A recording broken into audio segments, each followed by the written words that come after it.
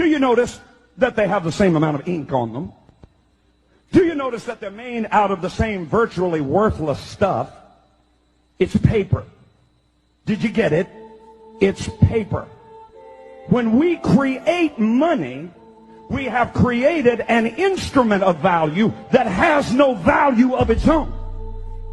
And it's just as expensive or inexpensive to print the 20 as it is to print the 1.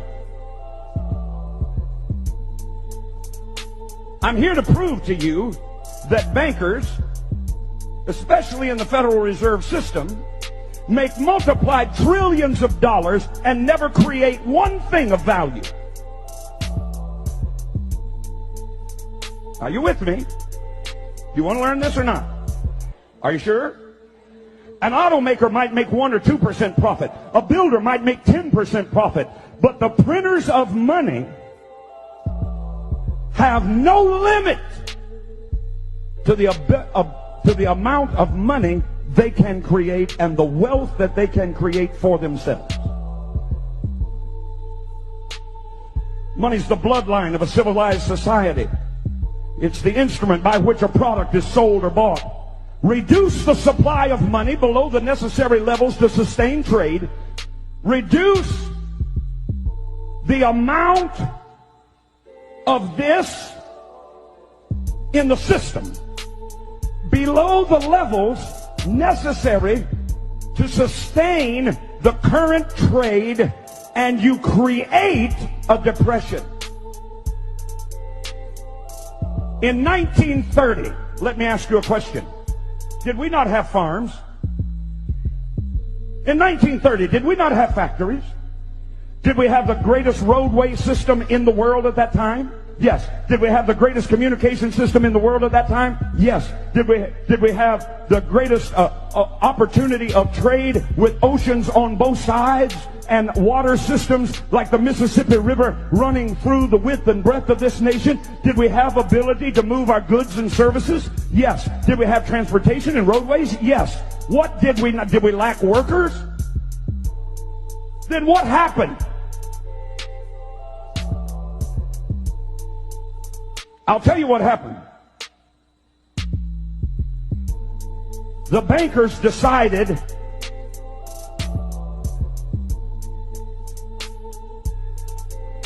no more money for you. They got out of the stock market. I can give you the family names. They got out of the stock market the year before. Do you know all the money that was lost in the stock market as people began to sell their stocks one after the other, after the other, after the other, and stocks that were valued at $10,000 were selling for 15 cents? And then they had to make a run on the bank because the banks, the stock market had said, oh, I'll tell you what you can do. You can borrow on margin. In other words, you can buy, the economy's really good here in the late 20s. Here's what you can do. You can borrow on margin for stocks. You can buy a stock at $100 worth of stock. You can buy it for $10, and we'll lend you the other money to buy the stock, and the stock is skyrocketing, so you stand to make a great profit. What they didn't tell the American people, and what you still don't know today, is that when they did that, they also put into that legislation that they would have a 24-hour recall. In other words, however much stock you bought, it would make a lot of money, but they could call that stock in, and you would be required not only to pay for the stock, but to pay for what you borrowed at interest from them. In other words, now you got to pay the $100 that they loaned you, but they're the ones that are calling it in. So when they called it in, you didn't have the money to pay for it, so you ran to the bank. But the bank only keeps 20% money on hand. They loan the rest of it out, so only 20% of the people could get any of their money out of the bank. So the banks collapsed, the stock market collapsed, all at the whim of the bankers who decided they wanted to make the money. Watch me. Watch me.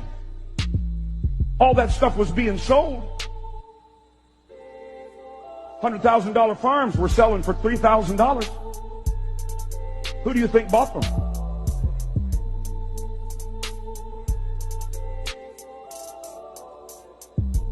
Why are you looking at me funny? You know what you're looking at? You're looking like sheep that have been led to the slaughter and didn't know it. I'm going to continue. Can I continue? We didn't lack industrial capability. If you don't believe me, I just told you what started the Great Depression. Let me tell you what ended it. World War II. And all of a sudden, the same banks that said no money for farms, no money for food, put people in soup lines, no money for commerce, no money for railroads, no money for roads, no money, no money. All of a sudden said, war? And all of a sudden, factories that were closed down began to work 3 shifts. Where'd the money come from? The same pockets that refused to give it before. Because they decide when it will be printed, how much will be printed, and how much usury or interest will be paid. Not the federal government. The federal government has no say in it, as I will prove to you. Say, debt is a devil. By the simple manipulation of a few wealthy bankers, World War II ended the Great Depression.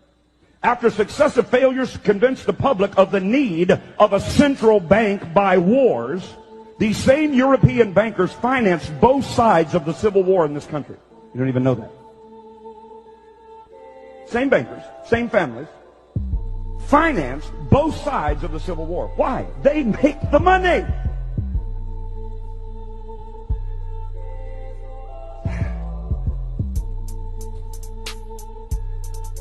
After they couldn't get the American people to swallow the lie of a central bank by creating war, they decided they would artificially create, listen to me, recessions, depressions, inflations, and panics. Since only a small amount of deposits are stored at the bank, about 20%, the other 80% is out on loan with security of property and your promise to pay it back. A simple rumor of a bank's insolvency would make a run on that bank. Everybody'd get nervous, go pull their money out of the bank, and that bank would collapse. And then the international bankers who started the rumor in the first place would look like prophets. P-R-O-P-H-E-T-S, prophet.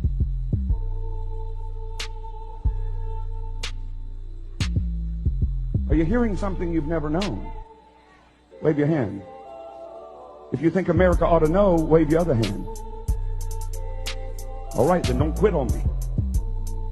One of the key movers and shakers of this, let's get a central bank by making the people afraid by causing their banks to collapse.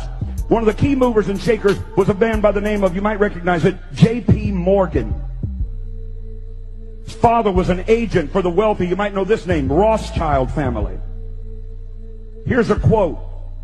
The Federal Reserve. In 1869, J.P. Morgan went to London and reached an agreement for a company known as the Northern Securities that was intended to act as the international bank, as the agent for the Rothschild company in the United States. The first major panic created by the international bankers occurred in 1893 when local bankers from around the nation were told to call in all their loans. Told by who? By these wealthy bankers. Senator Robert Owen testified before a congressional committee that the call on the banks, testified before a congressional committee that the bank he owned, this was a senator, received from the National Bankers Association what came to be known as the Panic Circular of 1893. It stated, you will at once retire 1/3 of your circulation and call in 1/2 of all your loans. Why? Because that makes the bank collapse.